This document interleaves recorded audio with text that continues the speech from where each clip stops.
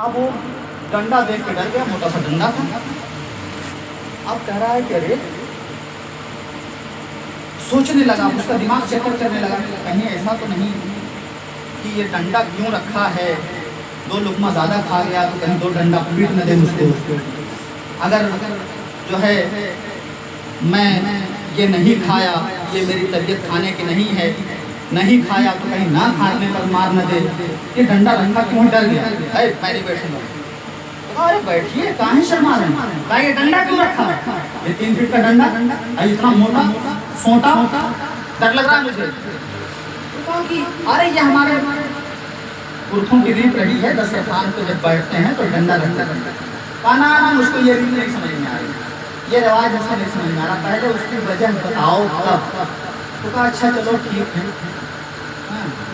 पूछते हैं किसी अपने बुजुर्ग से, तो पड़ोस में एक बुजुर्ग मिल गए, उनसे पूछा कि बाबा ये बताइए ये दस्तरखान पे डंडा रखने का रिवाज कब से है।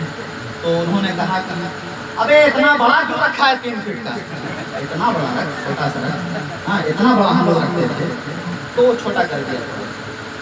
तो कहा अबे इतना ही बड़ा सही, मारेगा तब भी सब फट जाएगा, इतना ही बड़ा क्यों रखेगा, मुझको इसकी वजह बता, नहीं मैं खाऊंगा नहीं, चला जाएगा।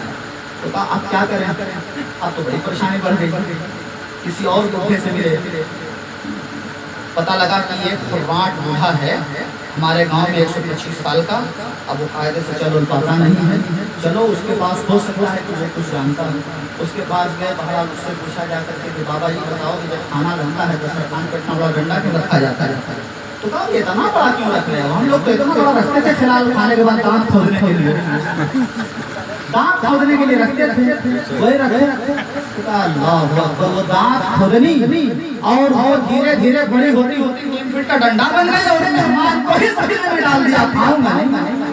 तो किसी चीज को बढ़ाएंगे तो इसी तरह से मुसीबत पैदा होगा। तो शरीयत में जो बात जितनी है उतनी ही रखी जाए तो आपके लिए भी आसानी होगी और दूसरों के लिए भी आसानी होगी। मगर हम रसूमात के नाम पर, खुराफात के नाम पर, हम शरीयत में मुदाखलत करके हम उन चीजों को इतना बढ़ा देते हैं कि कभी कभी वो रहमत के बजाय हमारे लिए ज़हमत हो जाया करती है, ज़हमत हो जाया करता है।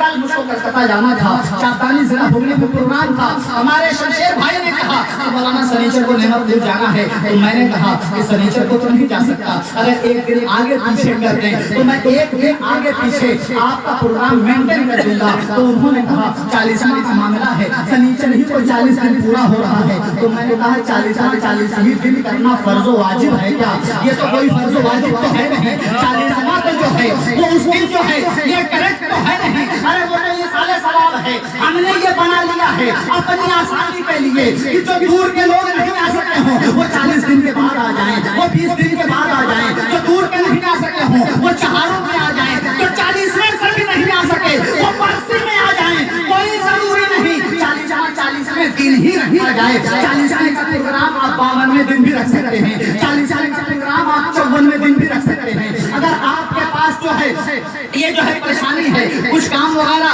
फंसे हुए हैं, अटके हुए हैं, आप वो काम पूरा कर दीजिए। सन 2009 में मेरी नानी का इंतकाल हुआ था और वो मौका ऐसा था, शाबान का महीना था और 40वां रमजान के आखिर में पूरा हुआ। अब रमजान में मैं क्या करूंगा, कैसे 40वां हो, वो 40वें में हमने फातिहा करवा लिया, ईद के बाद मदरसा खुला, अब मिलाद करवाने का प्रोग्राम है, तो 54वें दिन हमारा शेड्यूल बना और मैंने अपनी नानी का 40वां 54वें दिन करवाया था। तो ये तो एक मुबाह अमल है, इसके लिए शरीयत में कोई टाइम फिक्स नहीं है, ईसाले सवाब जब करोगे, जहां से करोगे, जैसे करोगे, वो मैयत की रूह को पहुंचता रहेगा। ये तो हमने अपनी आसानी के लिए ईजा बना लिया, जहाज बना लिया, 10वां बना लिया, 40वां बना लिया, 20वां बना लिया, 80 बना ली। मगर कुछ लोग ऐसे हैं जो 40 दिन लेके बैठ गए, चाहे जमाना इधर का उधर हो जाए, 40वां हम इसी दिन करेंगे, इसी दिन करेंगे। इस दिन अगर नहीं करेंगे तो शायद 39वें दिन उनकी मग़फ़िरत न हो, शायद 41वें दिन हमारा ईसाले सवाब लटक जाए, इधर ही ना पहुंचे। तो ये जहालत है, ये बेसर पैर की बातें हैं। ईसाले सवाब मुतलक जायज़ है, इसके लिए वक्त मुकर्रर नहीं। सूरज निकल गया तो फज्र की नमाज नहीं होगी, फज्र की नमाज अब अदा नहीं होगी, अब क़ज़ा होगी। सूरज डूब गया तो असर की नमाज अब नहीं होगी, इसके लिए वक्त मुकर्रर है। پیشی ہم نہیں کر سکتے، لیکن جس چیز کو آزاد رکھا گیا ہے اس کو ہم متعین نہیں کر سکتے، اور وہ متعین اگر کریں بھی تو اس کو فرض و واجب نہیں سمجھ سکتے۔ مگر آج ہمارا حال یہ ہے کہ جاہلیت کی بنیاد پر